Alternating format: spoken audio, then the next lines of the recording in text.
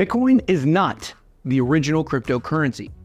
Bitcoin is widely known as the first crypto asset, and out of everything that's trading today, it's definitely the oldest. But there was actually a series of experiments in crypto money that happened before Bitcoin and paved the way for the entire crypto industry that we have today. I'm not a financial advisor.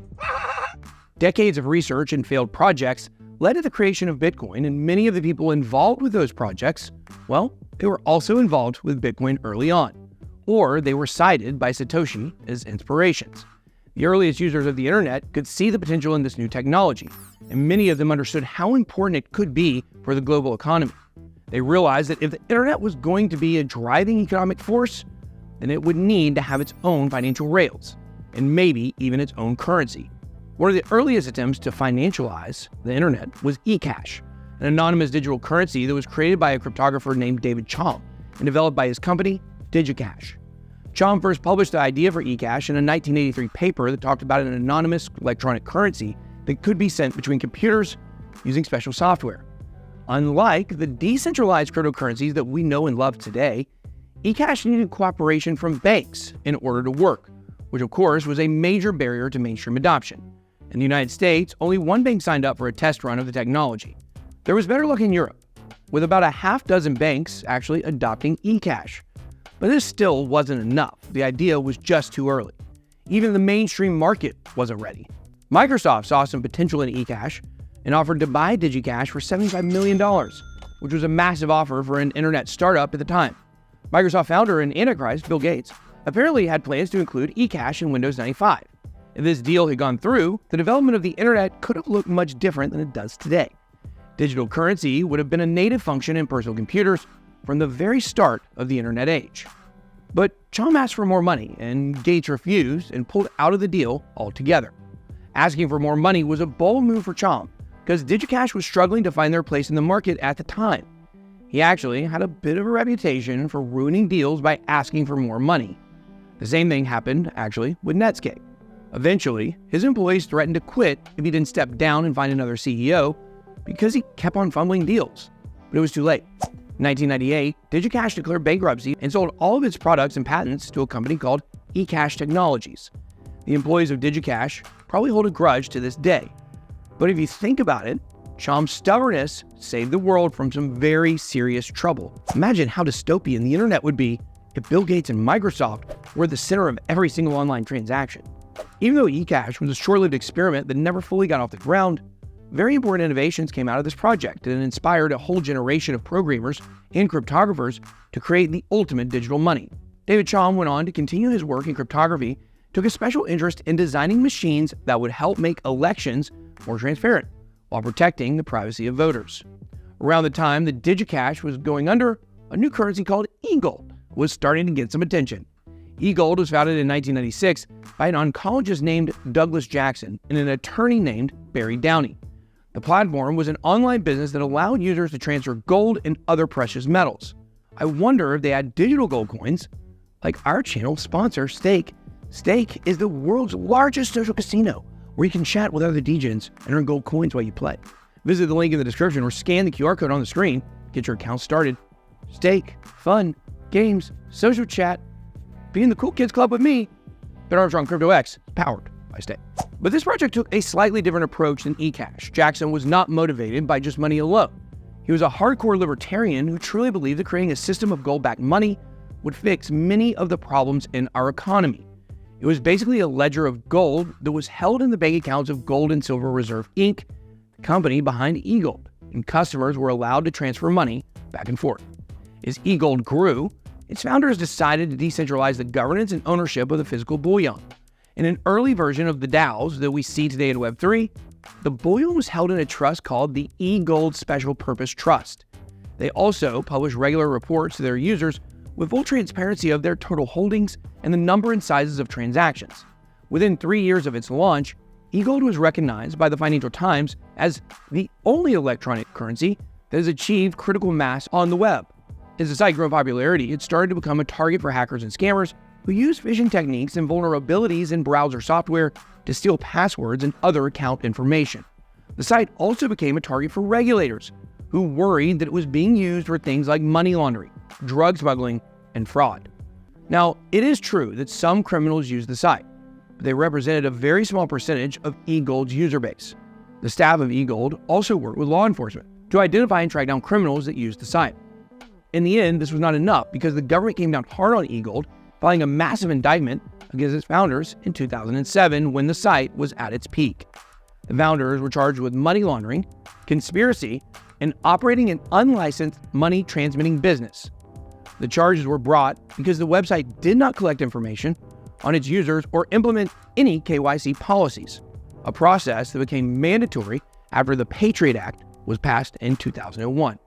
The founders of eGold were luckily able to avoid serious jail time, but the legal battle destroyed the eGold business and it went offline forever. When the site finally shut down in 2009, it had over 5 million accounts. The eGold case had a chilling effect on the digital currency scene, forcing many developers to go underground, develop anonymous online identities, and continue their work in the shadows. For some of the big geeks and hackers, this was nothing new.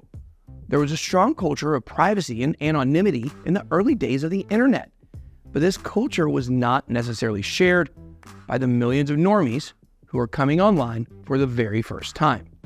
Now, in an interview with Forbes after the downfall of DigiCash, David Chaum pointed out, as the web grew, the average level of sophistication of users dropped. It was hard to explain the importance of privacy to them. You see, these new mainstream users wanted something easy, and PayPal filled that gap.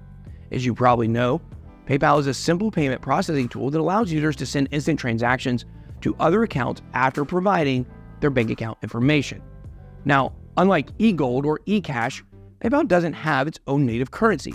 It's just a digital wallet that allows users to send and receive fiat currency. Even though PayPal was a latecomer to the crypto industry, they're still important to mention because this was the company that first brought money online for the mainstream consumer. PayPal targeted the growing eBay market, where users were still buying items online by mailing personal checks and money orders. PayPal solved a major problem for eBay users by allowing them to send money instantly, so the items could be shipped right away. Before PayPal, the seller had to wait for the buyer's check to come in the mail before sending the item. PayPal still faced many of the same problems that eGold did, with hackers luring users into various scams and with criminals using the platform. But the company was careful to stay compliant with government regulations in the United States, especially when it came to KYC enforcement. By 2006, PayPal had already amassed over 100 million users, making it the most successful online payment platform in the entire world. And the company, well, they collected everyone's personal information. PayPal became so popular that it began changing social norms about buying online. After getting comfortable with PayPal, people were more likely to give their credit card information to other trusted online platforms like Amazon or Netflix, which paved the way for the massive economic boom in tech that followed. Unfortunately, this growth has come at a cost. All of our most sensitive financial and personal data is stored on centralized servers that have become a goldmine for hackers. According to a study by the online research group Comparitech, over 12,000 data breaches were reported in the United States between 2005 and June 2020. These breaches have led to millions of people having their identity stolen every single year, with no sign that the trend will slow down anytime soon. According to the Federal Trade Commission, identity theft cases have almost doubled between 2019 and 2020, rising from $1.8 billion in 2019, $3.3 billion in 2020, and then $5.8 billion in 2021. We trust the most popular apps and websites to protect our data because the businesses behind them are so powerful. But it's important to remember that our security and privacy isn't always a priority for these companies. In fact, their business model is to sell our data to the highest bidder, in an arrangement that many critics have called surveillance capitalism. This term was coined by Shoshana Zuboff, author of The Age of Surveillance Capitalism. This is a system where the products are free, but profits are generated through the capture and sale of data. Surveillance capitalism was pioneered by none other than Google, who was the first tech giant to introduce targeted advertising, but it is now the most common means of monetization on the internet. And it's not just advertisers that have access to this data either. Access is available to anyone willing to pay, including politicians, government agencies, stalkers, and hackers.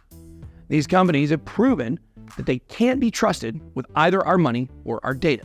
Even if they were trustworthy, their platforms are still vulnerable to hackers ready to compromise our accounts. As PayPal was bringing personal finance online through a centralized platform, there was a rebellious group of developers who were trying to steer things in a different direction. And their solution was cryptography. Cryptography is one of the most important pieces of the internet's infrastructure, even though a lot of people just think about it as an extra measure taken for secrecy.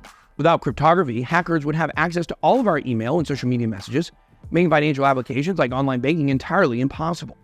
Cryptography has never been popular with governments, though. Back in the early days of the internet, cryptography was one of the most controversial aspects of the new technology. Government agencies, especially in the United States, didn't want to go back to the days where they didn't know every single detail about everyone's life. The idea of people being able to encrypt their communications online terrified governments and threatened one of their most important sources of control, information. The US government actually classified cryptography as a munition of war because they claimed that having the edge in developing or cracking cryptographic messages can tip the scales during times of war. The US government and its allies had the strongest encryption in the world at the time, and they wanted things to stay that way. Computer experts knew that the internet was not going to work without encryption. After a while, the government eventually realized this too, but it also wanted the power to crack the codes. Regulators have harassed cryptographic developers since World War II, forcing them to release weaker versions of their products to the public so they could be easily cracked by government agencies. This was especially true for products that were sold overseas. Since the US government labeled encryption as a top secret weapon, developers were sometimes accused of threatening national security when they sold encryption software internationally.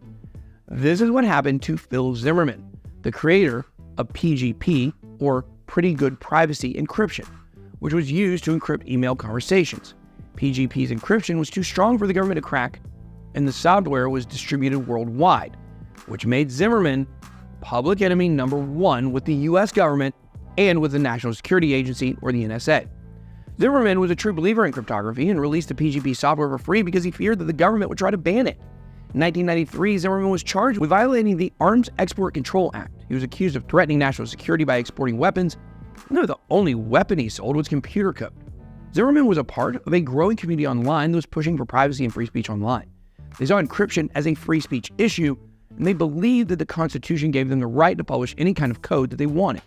After all, computer code is a form of expression and speech. It's just a bunch of numbers and letters that people type on a computer. So a lot of developers argued that it was very similar to a printing press. Zimmermann published a book that contained the source code and began shipping it internationally as an act of protest against the government. This was an epic 4D chess move because if the government wanted to come down on him, they would have to ban a book, which would make the First Amendment argument very clear to everyone. It was also popular for privacy advocates to wear t-shirts with the source code printed on them in a trendy act of civil disobedience. Some people even went to the lengths of wearing the t-shirts on international flights, so they were technically guilty of exporting a top secret weapon. The government finally closed their investigation into Zimmermann in 1996 without pressing any charges. The case against Zimmermann backfired because it actually made PGP more popular and strengthened a community of online privacy advocates who were already beginning to organize themselves. Zimmermann was just one of many software developers who would go head-to-head with the government in the early 1990s. Even Netscape, one of the first internet browsers, was forced to create an entirely separate version of their software for international users that had weaker encryption than the US versions. A culture of resistance began to form among software developers at the time who saw encryption and privacy as a basic human right. The most radical programmers in those days subscribed to something called the cypherpunk email list. The name was a combination of the sci-fi cyberpunk genre and the word cipher, which basically means code. This was long before social media, back when most online communities used email lists to communicate. This community formed in 1992, just when the war on crypto was starting to heat up. It was started by a group of programmers and privacy advocates who regularly met in San Francisco to discuss the battle for online privacy. Eric Hughes, John Gilmore, Jude Milhon, and Timothy May are recognized as the founding members of the group. Eric Hughes handled most of the administration of the mailing list. He was also the author of the group's mission statement, A Cypherpunk's Manifesto, which advocates privacy, freedom of speech, and even digital money. John Gilmore is one of the founders of the Electronic Frontier Foundation, an organization that has been on the front lines of the battle for online freedom since the very early days. The very first cypherpunk meetings were also held at the headquarters for Cygnus Solutions, a company that Gilmore co-founded. Jude Milhon was a lifelong activist who was heavily involved in the civil rights struggles of the 1960s and was arrested for frequently organizing protests. She brought her activism to her job in programming, where she advocated for women in tech and other causes like the war on encryption. Though some say that Eric Hughes coined the term cypherpunk when publishing his manifesto, Timothy May claimed in his own manifesto, Cyphernomicon, that it was actually Jude Milhon that came up with the term. Timothy May was one of the most radical developers in the cypherpunk movement. He was a crypto anarchist to the core and thought the internet combined with strong cryptography could put the average citizen on a level playing field with the government.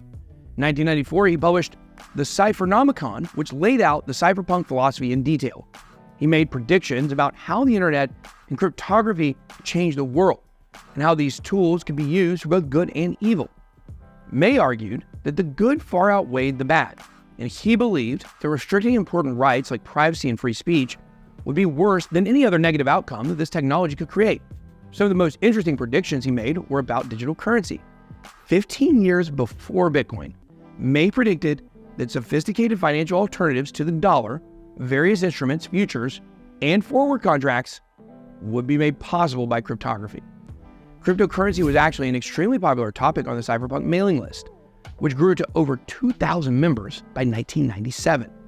Cryptocurrency was seen as the holy grail of cryptography because it would allow people to transfer value, not just information, across the internet safely and anonymously. There was a deep mistrust of government, fear of government surveillance, in the cypherpunk culture. These were the people who were building the future of the internet. So they understood just how dangerous and just how powerful this technology could be if it was abused by authority. With these concerns in mind, they did everything they could to build their systems in ways that empowered the average person.